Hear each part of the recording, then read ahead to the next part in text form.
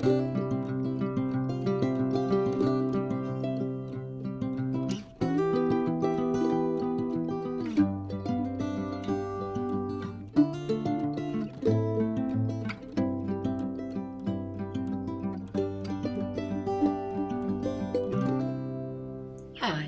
my name is B.C. Smith. In 2010, Colleen Dolan Nunn and I founded the Mother Lode Storytelling Guild. Back then, I was just starting my 5th decade as a storyteller in our area, and Colleen was all of 26 and very fired up about the art of storytelling. She wanted to find ways to bring more young people in as both listeners and tellers. She had been listening to the Moth podcast, and then I told her about the Story Slam idea, and lo and behold, we were on a path to success. 3 years later, opportunity knocked when the National Storytelling Network gave us a grant called the Regional Spotlight Award so that we could create a retreat for Northern California storytellers and create the Story Slam. What were we going to do it on? Colleen had the idea for the theme. We chose Murphy's Law because we were going to do this event in the little town of Murphy's, California. Well, that town has the most perfect spot for the Story Slam. It is the old Murphy Schoolhouse, built in 1860. It housed students for 110 years, and the walls just echo with rich stories. We invited Tara Caton to be our MC for the night. She is also from that area and was also a Broadway-trained actress. And we got a gong to have as a prop to let people know that their story time was over. And one of the best things is 2 top-rated folks came forward to be our sponsors, Gold Country Roasters and the Murphy's Business Association. Both organizations have stood by our side for all 6 slams and are there ready for us to resume in the future. It was a wonderful night. We didn't think anybody was going to be there, but just a few minutes before, we opened up the doors and there were 80 people wanting to come in and 8 storytellers. When the evening was over, as they filed out, everybody said to us, "Please do this again." So the next year, 2015, we were ready with new stories on the theme of Scarred for Life. We had at least 10 tellers. One of them was my own grandchild, who was 10 years old at the time, who told a story about being chased by meat bees. But our winner that year was one of our guild members, Kathy Martinez. She told a story about her childhood when she and her family worked for one of the Bay Area canneries cutting cots, apricots. Even though she was just a little tiny girl, she knew how to take that curved blade of a knife and slice those cots as fast as she could, but one day the knife slipped, cut into the palm of her hand. There was blood aplenty and a scar to boot that is now decades old. 2016 was another wonderful event with the theme of sparks. Now, some people told stories about fire, but one woman from Mariposa, Angela Heiss, told a thrilling story about the night that she and her husband went to a dinner party and he ate a whole bunch of red hot peppers. It wasn't long before he broke out in a sweat, and then he got a case of the trots. He ran as fast as he could to get away, hurrying to get home as fast as he could. All at once, he had to just stop the car, jump out. He found a bush on the edge of a cliff, and he did his business. Now, that was a very, very funny story. So there we are with a foundation now of 3 fantastic slams, a wonderful audience that wants us to come back. And now we hope that when we are able to resume the slams, that you will join us live and in person. And in the meantime, do us this favor. Collect stories, listen to stories, and get ready to possibly be one of our storytellers at our next Story Slam. We need you to make this a real thing, and we want it to happen. Thank you. Next up, Kathy Martinez, the winner from the 2015 Slam, will tell you about our slams in 2017, 18, and 19. Thank you. Hi, I'm Kathy Martinez, and I am the historian slash archivist for the Mother Lode Storytelling Guild. Tonight I'm going to be talking to you about 2017, 2018, and 2019 Story Slams. Now 2017, our MC was Colleen Nunes, and she was fabulous, natural, absolutely natural, the most best MC ever on the face of the earth, is FYI between you and me. And the theme that year was called Lost and Found. And we had 12 tellers, and we had, the winner was Tim McCaffrey, who told a story about an acid trip he had while he was in Santa Cruz, California. And the theme was Lost and Found, and he had no idea where he was at. It was hysterical, and he won the first prize. In 2018, our MC was B.Z. Smith, and our theme then was Out on a Limb, where we had 10 tellers, and the winner was Alex Anderson. I believe it was his first time telling a story in public, and he did an excellent job. His story, I can't remember the exact theme, but it was about when he was a worker at a juvenile resource center, and one of the girls, whose name was Susie, ran away, and he took out after her. Anyway, long story short, she stabbed him with a stick, which just kind of goes along with Out on a Limb. He won first prize, and that year was the first year that we made a crown, a winning crown. It was a conical thing, looked like a dunce cap, but it had jewels on it and embroidery. It was really good, and so he won it. And then in 2019, our MC was Tim Araneta, who's one of the members of SAC, and has been a storyteller since, God, over 20 years. Fabulous man, did an excellent job. And our winner that year was Lana Von Epps, and we had about 8 tellers, and she was the last teller. And she didn't register for it when she walked in, but it was sort of a last minute thing, and Tim was about ready to say, okay, that's the last tellers. She jumped up and held up her hand and said, I have a story, can I please tell it? And we went, oh yeah, come on over. So she did, and her story was about her being in a wedding, and she was the best man and the maid of honor in one. It was hysterical, and you have a chance to hear Lana tell her story right now. Enjoy. Hello, welcome to the Mother Lode Storytelling Guild storytelling extravaganza instead of the Story Slam, which we would be doing, but it's COVID, so things get done a little differently here. My name is Lana Von Epps, and I was last year's grand champion storyteller, and it was really, really fun. So the story I want to tell you is about my storytelling experience over the last couple of years, and the story that I told to win the grand championship and get the silly hat to wear. So I've been going to the Story Slam here in Murphy's for several years. The first time I came, I did not tell a story, and I was just completely enthralled. And then the next year, I don't remember what the theme was, but I told a story, and I really, really enjoyed it.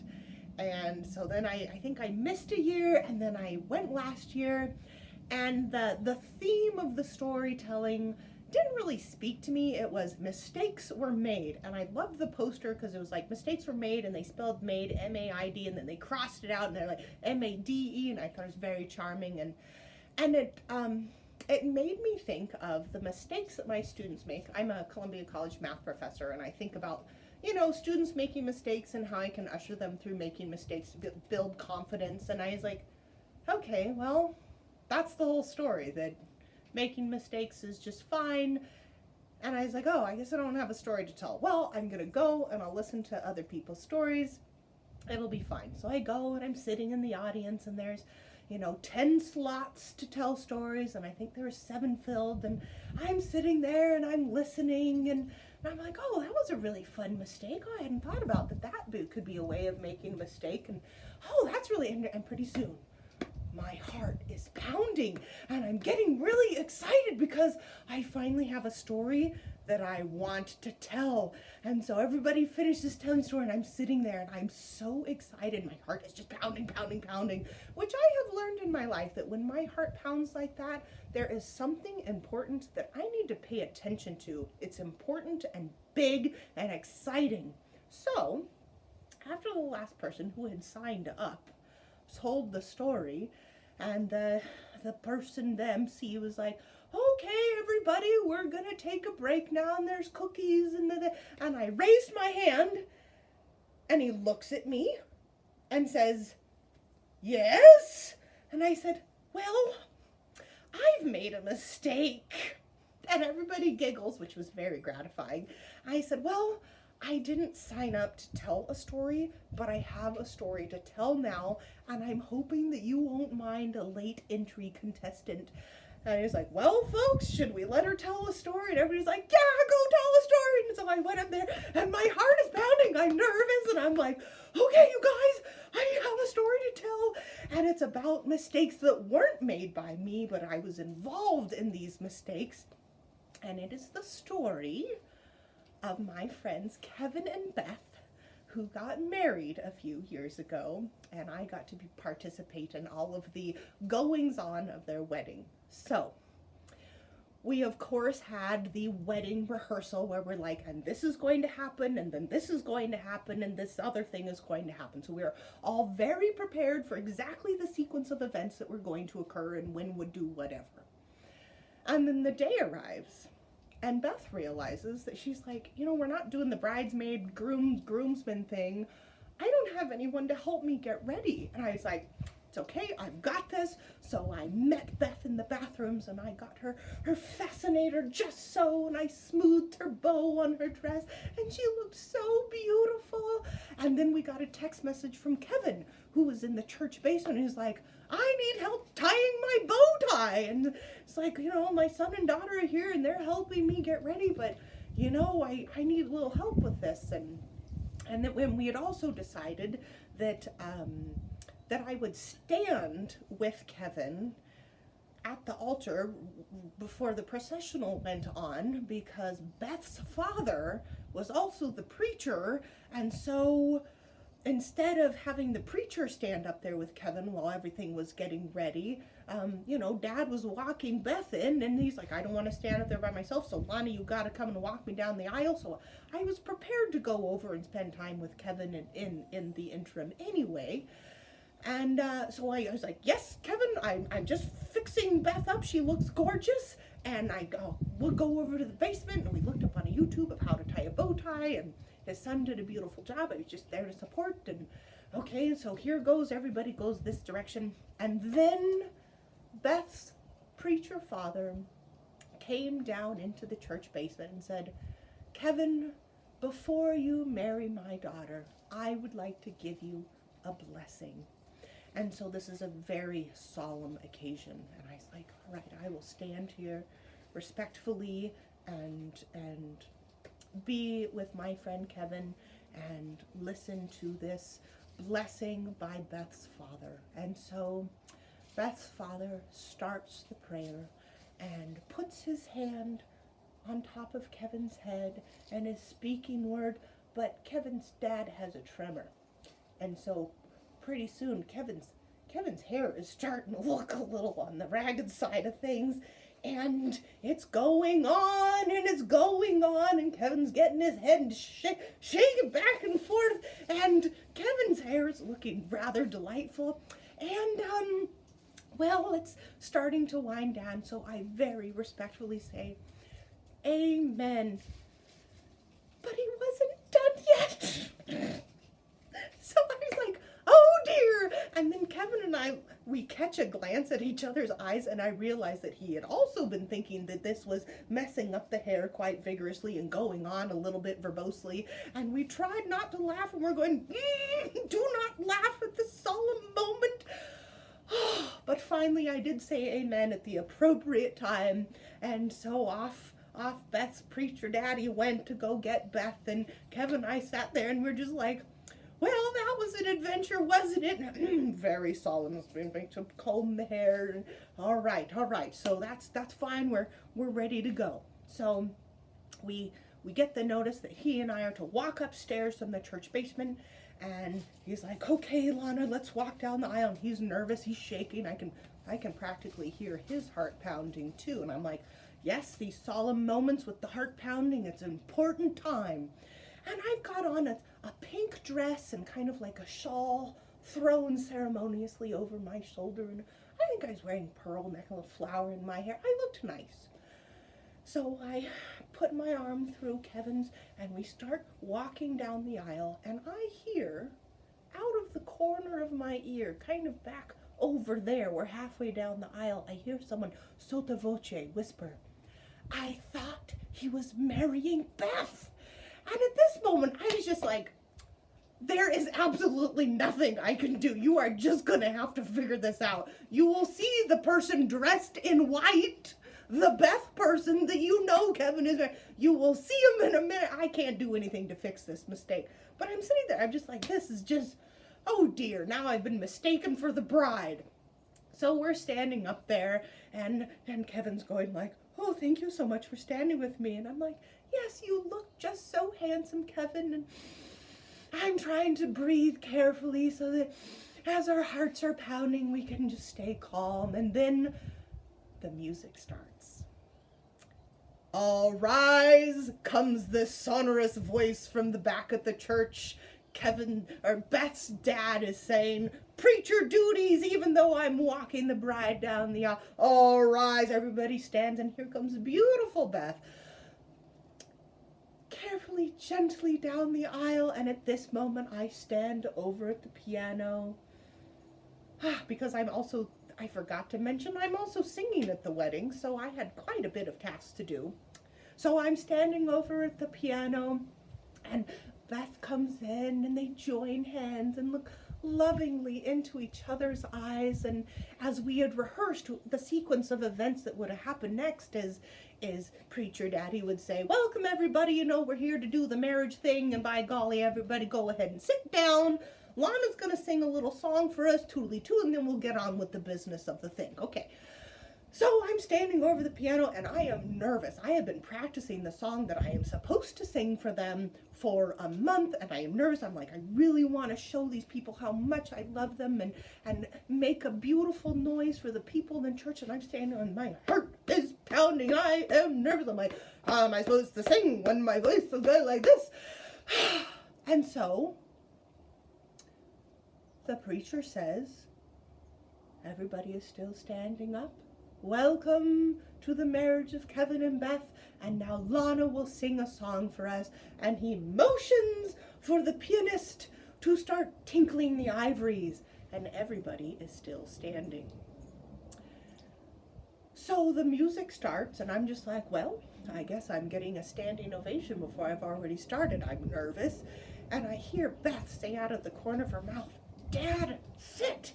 Dad, sit! And so he sits down, and so I'm just like, well, we're just going to have to do this. So I start, come away with me in the night. And I'm filling the church with the sound, but I'm nervous. My voice is a little bit tight.